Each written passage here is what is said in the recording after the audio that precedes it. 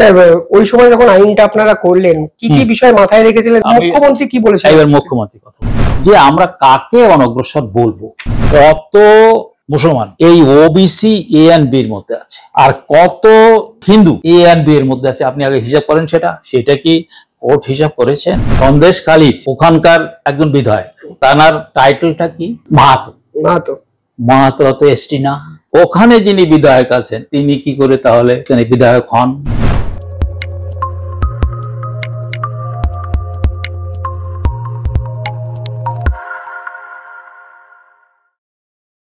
Sir ওই সময় যখন আইনটা আপনারা করলেন কি বিষয় মাথায় রেখেছিলেন? এবার আমি বলি, মুখ্যমন্ত্রী কি বলেছেন? এবার মুখ্যমন্ত্রী কথা বলি। উনি ইলেকশনের সময় কি বলেছেন তা তো বলা হয়ে গেছে। এইবার আমি আসি ইলেকশনের সময়। ইলেকশন সব যা হয়ে গেল, আর প্রত্যেকে আমার নিজের ইলেকশন নিয়ে ব্যস্ত। উনি কখন কি বলেছিলেন তাও আমার মাথার মধ্যে আমি শুনিই নাই কোনোদিন। তাহলেও এবার ইলেকশন হয়ে গেল, উনি আমাকে মন্ত্রী করলেন এবং মন্ত্রীও করলেন এই অনগ্রসর শ্রেণী কল্যাণ বিভাগের মন্ত্রী, এবং অনেকে বললেন যে উপনিবেশের তো পুলিশ মন্ত্রী হওয়া দরকার ছিল। আমি কিন্তু খুব খুশি হয়েছিলাম যে এইখানে অনগ্রসর, পশ্চিমবঙ্গে প্রচুর লোক অনগ্রসর, এদের জন্য যদি কিছু করা যায় নীরবে। উনি বলে, উপেন্দা এই আমি তো ওটা কথা বলেছিলাম ওই ইলেকশনের সময়, তো সেটা করতে হয়। আর আমি হ্যাঁ করবো, কিন্তু তোমার এটা বুঝিয়ে বলি, এই যে আমরা যে আইন করব, এই আইন কিন্তু ধর্মের ভিত্তিতে হবে না। ও কিন্তু সঙ্গে সঙ্গে বললেন যে আপনি ঠিকই বলেছেন।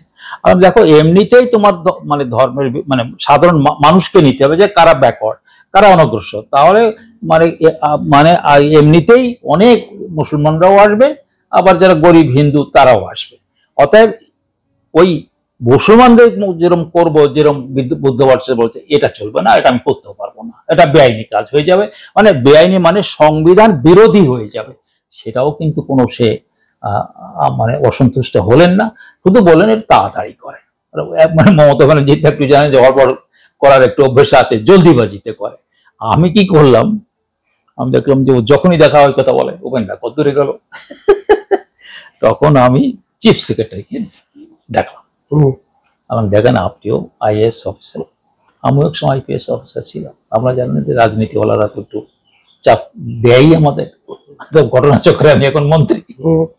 তো কি করতে হবে, আপনার তো প্রায় ডেইলি আপনার দেখা হয়, কেন আপনি ক্যাবিনেট সেক্রেটারি, চিফ সেক্রেটারির সঙ্গে মুখ্যমন্ত্রী ডেইলি দেখা হয়। তো আপনিও বলে বলবেন যে হ্যাঁ আমি ডক্টর বিশ্বের সঙ্গে, উনি আমাকেও ডেকেছিলেন, কথাবার্তা হয়েছে, তা উনি গবেষণা করছেন, জিনিসটা হয়ে যাবে। তারপর আমি কি করলাম, সবকিছু গবেষণা করে কারা অনগ্রসর, কারা কতটুকু অনেক রকমের, মানে আমি বলবো কি, আমি তো নিজে কিছু মানে লজ্জা করে, আমি তো কালচারাল অ্যানথ্রোপোলজি এশিয়াটিক সোসাইটির মানে সবচেয়ে যেটা খুব বড় মেডাল, সেই মেডাল তো আমার ঘাড়ি আছে, আমার বুকেই আছে। তো আমি নানা ধরনের দিক থেকে এটা দেখে, শুধু যে আগে যা হয়েছে তা না, আমরা কিভাবে করব, আগে কেমন হয়েছে, তার মধ্যে থেকে কিছু আমরা নিতে পারবো কিনা। আমি বলবো কি, যে উনি যে একটা কমিটির মতো করেছিলেন, মানে কমিটি ঠিক নয়, কিন্তু উনি একটা বলছেন যে র্যান্ডম স্যাম্পলিং করে যারা ক্যালকাটা ইউনিভার্সিটি প্রফেসর আছে এবং আরো অন্যান্য, এবং bureau of police bureau of economic research, তাদেরকে নিয়ে তারা একটু সার্ভে টার্ভে করে আমাদের বলে। আমি কিন্তু ওরা সম্পূর্ণ নিলাম, দেখলাম যে এই কাজটা তো ভালো হয়েছে। সে আমরা রাজি হই কি না হয় সেটা অন্য কথা, কিন্তু যে কাজগুলো ওরা করেছে সেটা খুবই ভালো কাজ করেছে, আমরা সম্পূর্ণভাবে আমি নেব। তাতে অনেকে তৃণমূলের একটু ইয়ে ছিল যে উপেন্দা একটু ওইদিকে যেন যাচ্ছে।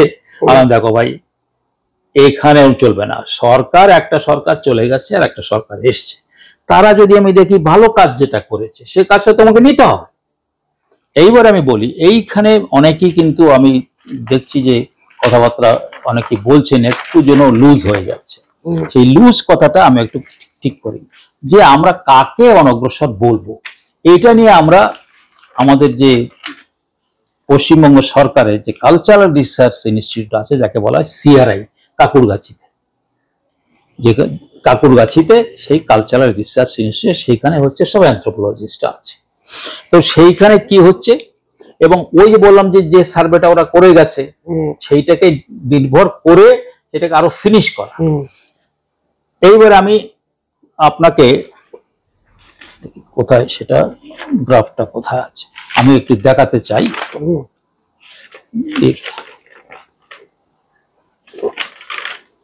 দেখুন আপনি যদি এইভাবে ধরেন তাহলে দেখতে পাবেন যে প্রথম দিকে লেখা রয়েছে, সামাজিক সামাজিক ব্যাকওয়ার্ডনেস, তারপরে আছে হচ্ছে শিক্ষাগত অনগ্রসরতা, তারপরে হচ্ছে তার আর্থিক অনগ্রসর। এই 3 ভাগে ভাগ করা হলো। যে একটা লোককে আমি যদি ধরেন যে সে যদি বা একটা জনগোষ্ঠীকে আমরা কিভাবে আইডেন্টিফাই করব, ঠিক আছে, আমরা তো কিভাবে হয় আমি সেটা পরে আসছি, মানে আমাদের অনগ্রসর যে কমিশন তার কথাটা পরে আসছি, আগে এইটার মধ্যে আসি। তাহলে কি দাঁড়াচ্ছে, সামাজিক ন্যায় আর শিক্ষাগত অনগ্রসরতা, সামাজিক মানে অন্যায় আর আর্থিক অনগ্রসরতা, 3 ভাগে ভাগ, 10-10 করে মার্ক। এখন ধরুন আপনি বললেন যে আমি অনগ্রসর হতে চাই, তাহলে আপনার যে যে জনগোষ্ঠীটাকে আমরা সার্ভে করলাম, ওই র্যান্ডম সার্ভে, যেটা ওই ইউনিভার্সিটির লোকেরা ওরা ওটা বানিয়েছে, ফর্মুলা বানিয়েছে কিভাবে সার্ভে করতে হয়। তার কিন্তু এই র্যান্ডম স্যাম্পলিং কি করে করতে হয় ওটা স্ট্যাটিস্টিক্স এর ব্যাপার, ওটা নিয়ে আলোচনা করা মনে কোনো প্রয়োজন করে না। এই 10-10 মার্ক হলো, 10 মার্ক হচ্ছে সামাজিক অন্যায় ভোগে তারা, 10 মার্ক হচ্ছে শিক্ষাগত 10 মার্ক, আর 10 মার্ক আর্থিক অনগ্রসর। এইবার ধরুন একটা জনগোষ্ঠী সে আর্থিক অনগ্রসরতায় ভুগলো 10, আবার শিক্ষাগততেও 10, মানে 10% পেয়েছে, মানে খুব অনগ্রসর। কিন্তু এই সামাজিক অনগ্রসরতাতে সে 0, হি ইজ আউট। তারা কিন্তু আর এর মধ্যে ঢুকতে পারবে না। তার মানে কি, ওই যে সংবিধান, এই সংবিধানের ভিত্তিতেই তো মানে অর্ডারের অনুযায়ী তো আমরা করেছি এই কি বলে এই সংরক্ষণের বন্দোবস্ত। অর্থাৎ যদি সেটা সোশ্যাল জাস্টিস, সামাজিক ন্যায়, অর্থাৎ সামাজিক অন্যায়ের যদি কিছু না থাকে তাহলে কিন্তু আপনাকে এর মধ্যে নেওয়া যাবে না। তো এইটার কে মানে বলা হচ্ছে যে এই সামাজিক ন্যায়ের কথাটা কে ভারতবর্ষে আনলেন? ভারতবর্ষে আনলেন, তার নাম হচ্ছে গৌতম বুদ্ধ। উনি বললেন কি, আমি কোনো মানুষের মধ্যে কে উঁচু নিচু আমি মানি না, সব মানুষ সমান, সব মানুষকে সমান। উনি রিজার্ভেশন তখন প্রশ্ন ওঠে না ওই সমস্ত ব্যাপারটা, কিন্তু সব মানুষকে সমান চোখে দেখতে হবে, একজনকে উপরে রাখতে হবে, একজন নিচে রাখতে হবে। এবং ওনাকে ধরা হয়, ওনাকে বলা হয় ওনার সম্বন্ধে, উনি হচ্ছেন ভারতবর্ষের প্রথম সামাজিক ন্যায়ের প্রতিষ্ঠাতা। সেইটাই হচ্ছে আমরা আমাদের সংবিধানে আমরা সেইখানে সেটা নিয়েছি। তার মানে কি, আমাদের যখন প্রিয়াম্বলটা প্রথমে কি বলে, জাস্টিস সোশ্যাল, তারপরে অন্যান্য কিন্তু আসছে ইকোনমিক এবং কিন্তু প্রথমেই কিন্তু বলা হচ্ছে জাস্টিস সোশ্যাল। দেখুন তাহলে আমরা কিন্তু এখানে সেইটাই নিয়েছি, যে প্রথমেই আমি ঠিক করব যে সে সামাজিক ভাবে কতটুকু অনগ্রসর। প্রাথমিকভাবে এই প্যারামিটার গুলোর উপর আপনারা জোর দিলেন না, এইভাবে, আর এইভাবে প্যারামিটার নেই, এইভাবেই করতে হবে। এখন কিভাবে আসবে ব্যাপারটা আপনি নিজে ঠিক করতে পারবেন না। আমাদের এইবার আসি আমাদের ব্যাকওয়ার্ড ক্লাস কমিশন, যেটা 1993 সালে 93 সালে আইন। স্যার কোর্ট বলছে ওটাকেই ভায়োলেট করা হয়েছে। ওইখানে তো আমি সম্পূর্ণ একমত। মানে কোর্ট বলছে 1993 সালে আইনটাকে ভায়োলেট করা হয়েছে। না, একদম না। উনি এইখানে মনে হয় কোর্ট এখানে একটা ভুল করে গেছে। এইটা আইনটা করবে, আইন কিন্তু ওই করতে পারে না, মানে কিভাবে রিজার্ভেশন করা হবে সেই জিনিসটা আইনটা অনগ্রসর কমিশন করবে না। তবে তারা কি করবে আমি সেটা বলছি। যখন কেউ প্রথম কি বলা হলো, ব্যাকওয়ার্ড ক্লাসেস, ওটাও OBC, backward classes commission West বেঙ্গলের একটা আছে 1993 অ্যাক্ট অনুযায়ী। সেইখানে যে দরখাস্ত করতে হবে, যে কোনো সমাজ জনগোষ্ঠী বললো যে আমাকে ওবিসি করা হোক, তখন তারা কি করবে, তাদের একটা বোর্ড আছে, আবার অনেক অফিসার, রিসার্চার, অমুক তমুক সেখানে রিসার্চের লোক আছে। তারা প্রথম সেই লোকদের যে আপনি দরখাস্ত করেছেন, আসুন আপনি কি বলতে চান, তখন তারা একটা লিখিত দেবে এবং মুখেও তারা বলবে যে এই কারণে আমরা আমাদের অনগ্রসর এর মধ্যে ঢোকান। তখন ওই অনগ্রসর মানে ওবিসি কমিশন তারা ওই ফিল্ডে পাঠাবে লোক, মানে রিসার্চার পাঠাবে, তারা পণ্ডিত লোক, ইউনিভার্সিটি লোক করে গিয়ে সেখানে যেখানে যেখানে বেশি সংখ্যক আছে, ধরুন সব মানুষই কোনো কোনো জায়গায় 2 জন থাকুক 3 জন আছে, কিন্তু তাও যাতে র্যান্ডম স্যাম্পলিং করা যায় না, যেখানে বেশি লোক আছে সেই জায়গাটাই স্যাম্পলিং করতে হয়। তো স্যাম্পলিং করে তারা রিপোর্ট নিয়ে আসবে, রিপোর্ট নিয়ে বোর্ডে ফেলবে, চেয়ারম্যানের কাছে ফেলবে, সেখানেও অনেক রকম কথা হবে, আবার তাকে ডাকা হবে ওই সেই অর্গানাইজেশন লোক যে আমরা করেছিলাম, আপনারা এই বলেছিলেন কিন্তু এইটা কিন্তু আপনারা ঠিক বলেন নাই, এইটা ঠিক বলেছেন। তো যদি দেখা যায় যে না ওরা একটা উল্টোপাল্টা বলেছে, তাতে একটা রিজেক্ট হয়ে যাবে। তারা যদি দেখা যায় যে না ওরা মোটামুটি ঠিক বলেছে এবং আমাদের সার্ভেটাও ঠিক আছে, তখন কি হবে, তারা গভর্নমেন্টকে বলবে আপনারা এদেরকে অনগ্রসরের মধ্যে নিয়ে আসুন। আচ্ছা, তাদের যা বলবে সেটা কিন্তু মেনেই নিতে হবে, এইটাই মোরলেস ফাইনাল। কিন্তু দুটো একটা জায়গায় সরকারের একটু কথাবার্তা থাকতে পারে, সেখানে যে তাদের সঙ্গে বসতে হবে, কিন্তু এইটা ওবিসি কমিশন ফাইনাল করবে যে কোন কোন জনগোষ্ঠী ওবিসির মধ্যে ঢুকবে। এবং সেখানে কোনো হাত দেওয়া যাবে না। আমি কোনোদিনও সেই বিল্ডিং এ যাই নাই, মানে 5 বছর ধরে রয়েছে, তো ভাই ওখানে যাওয়া যাবে না, তারা ইন্ডিপেন্ডেন্ট করবে, তারা করবে। এইবারটা যখন আসলো সরকারের কাছে, সরকার তো দেখবে আমি এখন কি করে এটাকে আমি কিভাবে এখন আমি করব, ওই সিআরআই কাছে, সিআরআই কে বলবে তোমরা তাহলে ওই যে ল্যান্ডন স্যাম্পলিং করেছে এখানে ওনারাও করে টোরে দিয়েছেন, কিন্তু অতখানি তোরা মানে অতখানি রিসার্চ করতে মানে সেই ইয়েটা নেই ওই ওবিসি কমিশনের, আর থাকার কথাও না, তারা একটা মোটামুটি ভাবে করেছে। এইবার আমি 3টে ভাগ করেছিলাম, বলেছি ওই 3 ভাগ দিয়ে এইবার স্যাম্পলিং, এইবার ওই সিআরআই লোকেরা সেই মানে সারা পশ্চিমবঙ্গ ঘুরতে থাকলো, ঘুরে টুরে গিয়ে তারা দেখলো কি যে এই অমুক যে আছে তোমার এই যে কমিউনিটি এ তো হতে পারে, কেন এই যে 3টে আমি প্রথমেই বলেছি যে 3টে বিষয় যে তার যে ব্যাকওয়ার্ড হওয়ার কথা সেইটা তার, এবং এই সোশ্যাল ব্যাকওয়ার্ডনেসও আছে। এবারে মুসলমানদের মধ্যে কি করে সোশ্যাল ব্যাকওয়ার্ডনেস হয়, একজন জোলা মানে মুসলমান, সে কিন্তু ওই শেখের সাথে বিয়ে হয় না, এবং আবার যে চামার একজন মুসলমান তার সাথে এই বড় বড় যারা শিক্ষিত এবং মুসলমানের কি কি নাম আছে ইত্যাদি ইত্যাদি ইত্যাদি। প্রথমে আপনার ধর্মটাকে বাদ দিলেও পরবর্তীকালে পরোক্ষভাবে ধর্মের একটা ব্যাপার চলে এলো, আসলো কেন শুধু খালি হিন্দুদের মধ্যে, ওখানে তো হিন্দুদের মধ্যে তো রয়েছে অনলি শূদ্রের মধ্যে থেকেই তোমাকে নিতে হবে, তাহলে ধর্ম তো সেখানেও চলে আসলো। যে নন মুসলিম ওবিসি কোথেকে আপনি নেবেন, খ্রিস্টান, ওর মাঝে হিন্দু, সেই কোন হিন্দু, ব্রাহ্মণ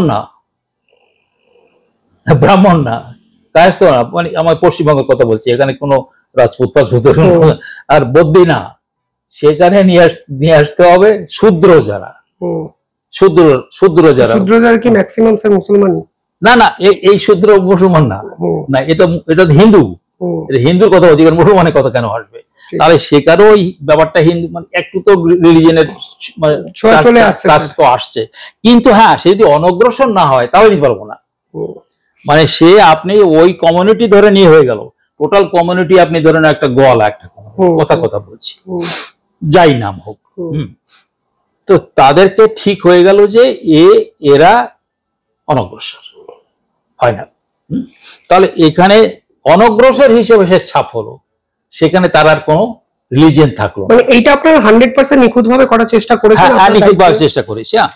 এবার স্যার যে অভিযোগটা উঠছে, বিরোধীরাও বারবার বলছে যখন সার্টিফিকেটটা ইস্যু হয়েছে তখন দেখা যাচ্ছে ম্যাক্সিমাম একটা নির্দিষ্ট সম্প্রদায়, না এবার আইনের সাথে সার্টিফিকেটের ভ্যালুটা না এখানে এখানে আরেকটু অত জলদি যাওয়া যাবে না। দেখুন, আগে বুঝতে হবে যে এই যে মুসলমানদের বেশি হওয়া, আমি সার্টিফিকেটের মধ্যে যাচ্ছি না, কিন্তু আমি যাচ্ছি ওই কাদের কোন কমিউনিটি হিসেবে যাচ্ছি, যাদেরকে আমরা এই অনগ্রসরের মধ্যে ঢোকাবো।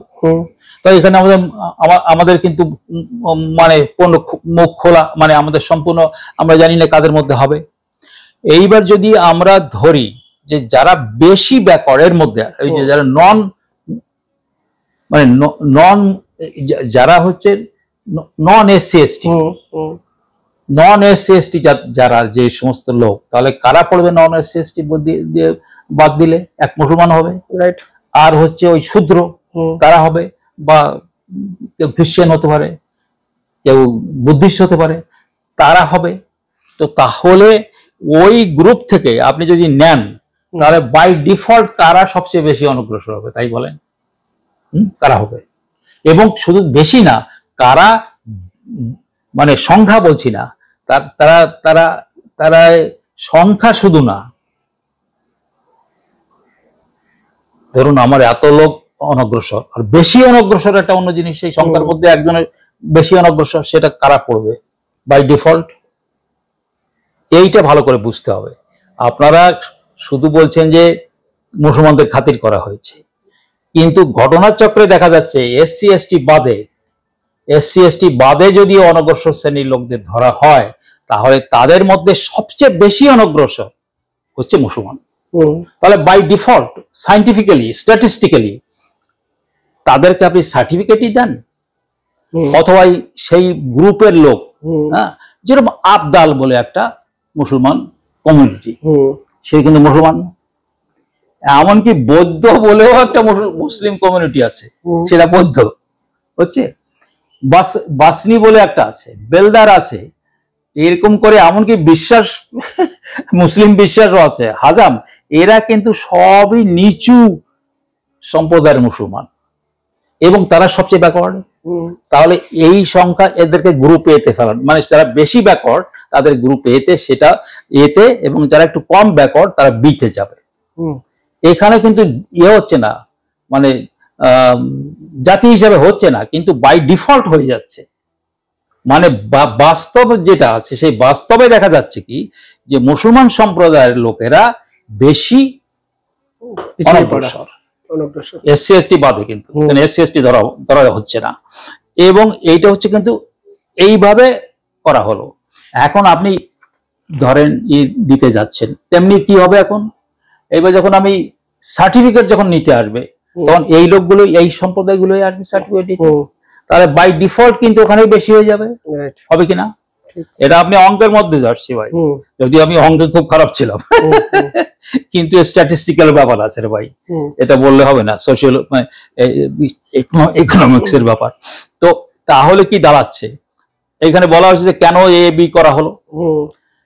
এটা বেশি শুধু সংখ্যা না, তারা যদি কোয়ান্টাম, মানে কোয়ান্টিটি, কোয়ান্টাম হিসাবেও তারা বেশি ব্যাকওয়ার্ড, সেই জন্য অটোমেটিক্যালি এই এর মধ্যে মুসলমান বলে যাবে বেশি। তাহলে আপনি যদি গুনতি করেন এখানে, যে এর মধ্যে এই যে যারা মোর ব্যাকওয়ার্ডের মধ্যে ফেলেছেন, আপনি দেখুন তার মধ্যে অনেকই হচ্ছে মুসলমান, কিন্তু হিন্দুও আছে, কিন্তু কম আছে। আবার বিতে যখন আপনি যান, এখানেও মুসলমান আছে, কিন্তু তারা কম। এখানে অন্য কমিউনিটি রয়েছে বিতে, সেই তারা হিন্দু, তারা অধিকাংশই হিন্দু, মুসলমানও আছে, তারা একটু কম। তো এই যে জিনিসটা যে আমরা বানিয়েছিলাম, সেটা কিন্তু সম্পূর্ণ বৈজ্ঞানিক এবং স্ট্যাটিস্টিক্যালি কারেক্ট। আইনটা সেভাবে বলি, আগে এই কথাটা ঠিক হয়ে গেল, কিভাবে সার্টিফিকেট গেল। আমি এখন একটু সন্দেশখালীর কথা বলি। আপনি বলবেন সন্দেশখালী কি করে আসলো? সন্দেশখালীর ওখানকার একজন বিধায়ক, তার টাইটেলটা কি? মাহাতো। তো এসটি না, এখনো এসটি হয় নাই, তারা সেটা নিয়ে আন্দোলন করছে। কর্মীরা আন্দোলন করছে যে তাদের এসটি করা হোক, কিন্তু এসটি কি এখন আছে? এসটি হয় নাই। কিন্তু ওখানে যিনি বিধায়ক আছেন, তিনি কি করে তাহলে সেখানে বিধায়ক হন? এবং উনি আমার কাছে একবার কমপ্লেনও এসেছিল, সেটা আমি বলছি যে কমপ্লেন আমার কাছে তারা ইন্ডিভিজুয়ালি এসছে, তখন আমি আর মন্ত্রী নেই, তারা এসে দেখুন এই লোকটা কি করে হয়। আপনারা ডিএম এর কাছে যান। তখন ওই পুরোটাই এতে ছিল, ওই ডিএম উত্তর 24 পরগনা, তখন তো বড় ছিল না, যখন আগে ছিল তো একই 24 পরগনার মধ্যে ছিল, যে আপনারা ওখানে যান, ডিএম এর যে ওখানকার যে ডিএম, সেই ডিএম এর কাছে যে আপনারা করেন। তারপরে কি হলো না হলো আমি আর সে বিষয়ে জানি না, কিন্তু ঘটনাচক্রে এই কথা তো ঠিক যে সিবিআই একসময় র্যান্ডম স্যাম্পলিং করেছিল, তাতে দেখা যাচ্ছে পশ্চিমবঙ্গে অনেক সেই ওই আমলে, মানে সিপিএম আমলে, যে অনেক সার্টিফিকেট কিন্তু ফরজি সার্টিফিকেট, মানে জাল সার্টিফিকেট, মানে সঠিক সার্টিফিকেট নয়, সেই সার্টিফিকেট দেওয়া হয়েছে। ওটা গেল। এবার আইনের কথায় আসি, যে আইনটাই তো বরখাস্ত, মানে ইয়ে হয়ে গেছে, সার্টিফিকেট স্যার যে কোনো ভাবে ইস্যু করা যায়, এটা বিভিন্ন সোর্স বলুন, বিভিন্ন ক্ষেত্রে ইস্যু করা যেতে হতে পারে না, সেটা তো এসডিও করবে না, এসডিও করবে। আমি নিজেই যখন মন্ত্রী ছিলাম এবং আমি একজনের কমপ্লেন আমার কাছে আসলো, আমি নিজেই বনগাঁতে এসডিও কে বললাম যে এই তো দেখুন এটা কমপ্লেন এসেছে, আমি অফিসিয়ালি তো আমার অফিসার ইয়ে থেকে পাঠাবে, কিন্তু তার থেকে তুমি বলো দেখুন এটা কি, সে উত্তরই দিল না। কালকে দিচ্ছি, পরশু দিচ্ছি, ট্রান্সফার হয়ে গেছে। 5 লাখ সার্টিফিকেটের দায়টা তাহলে খারাপ। 5 লাখ সার্টিফিকেট না, না প্রশ্নটা হচ্ছে কি, আপনাকে বুঝতে হবে যে কত কত মুসলমান এই ওবিসি এ এন্ড বির মধ্যে আছে, আর কত কত হিন্দু এ এন্ড বি এর মধ্যে আছে, আপনি আগে হিসাব করেন। সেটা কি কোর্ট হিসাব করেছেন? আমার সন্দেহ আছে যে সেই অনুপাতে কিন্তু সার্টিফিকেট হবে, মানে সাধারণ, আমি স্ট্যাটিস্টিক্যালি বলছি, যে আমি দেখব যে কতটা সংখ্যক মুসলমান আছে তারা এর মধ্যে, আর কতটা সংখ্যক মুসলমান আছে বি এর মধ্যে, তেমনি অমুসলমান কতটা আছে, তাহলে সার্টিফিকেটও সেই হিসাবে হবে। সেই হিসাবটা কি করা হয়েছে যারা এই অভিযোগ করছেন? সেই হিসাব তো বোধহয় ওই কোর্টে করা হয়েছে কিনা আমি জানি না। তাহলে এই বিষয়ে আর কোনো প্রশ্ন আছে?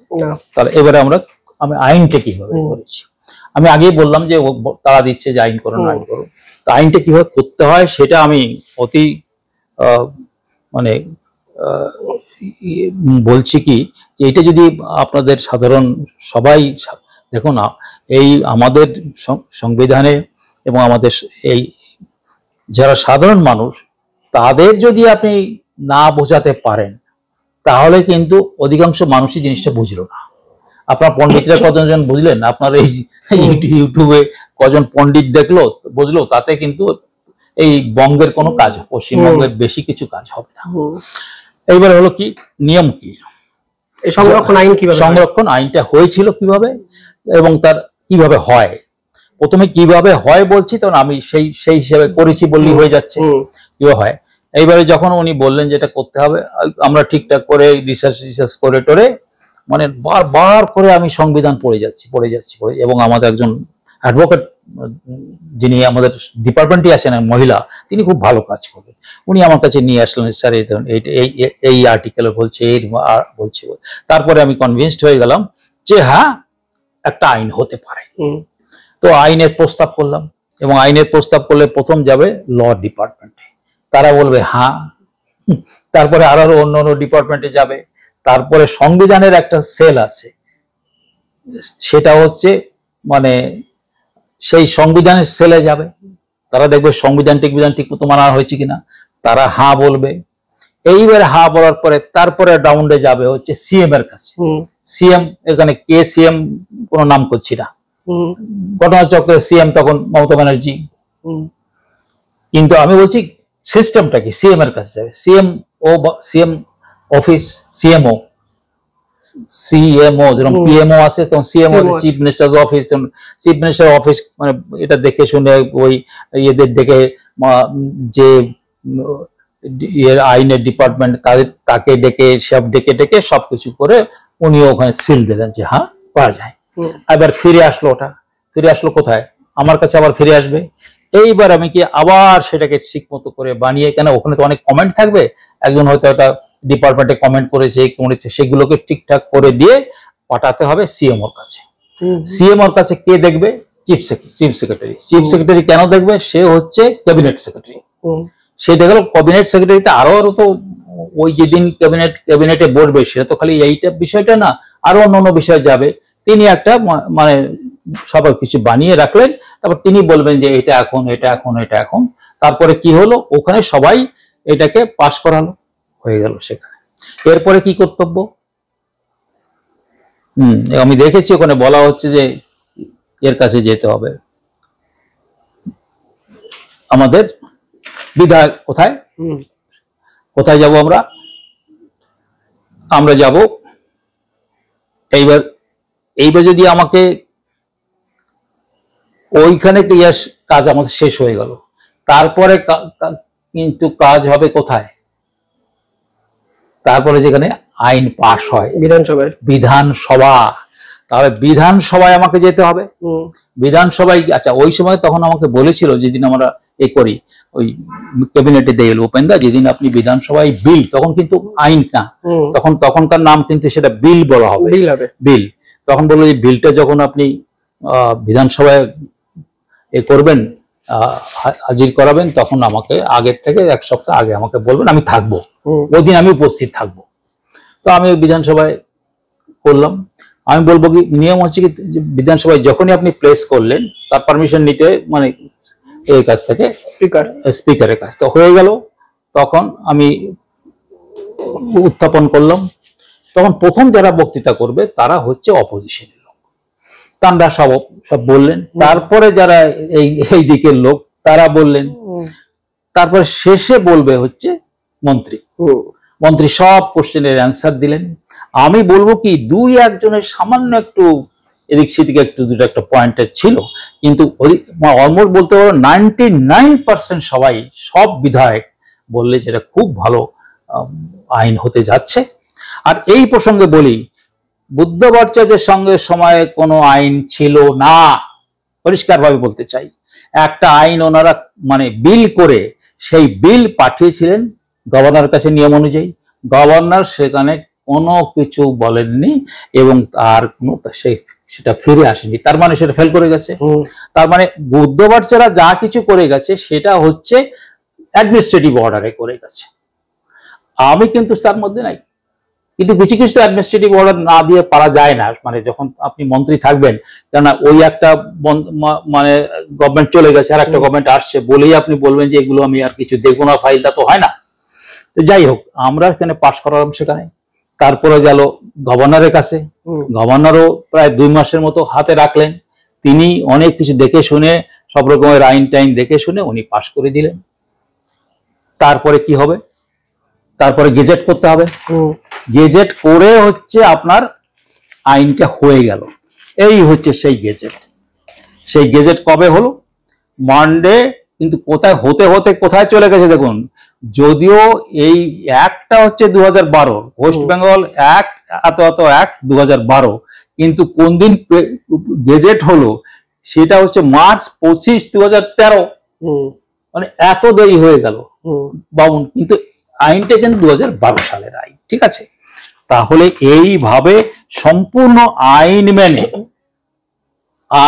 মেনে কিভাবে, যা প্রসিডিওর আছে, তো ভাই এই প্রসিডিওরের জন্য আইন হয় না, কিন্তু প্রত্যেকটা ডিপার্টমেন্ট চালাতে গেলে রুলস অফ বিজনেস বলে, সেটা থাকে প্রত্যেক ডিপার্টমেন্টে। সেই সব মেনে আমরা প্রথম ভেতরে যে অ্যানালাইসিস করার সেটা করে নেওয়া হয়েছে। বিভিন্ন ডিপার্টমেন্টের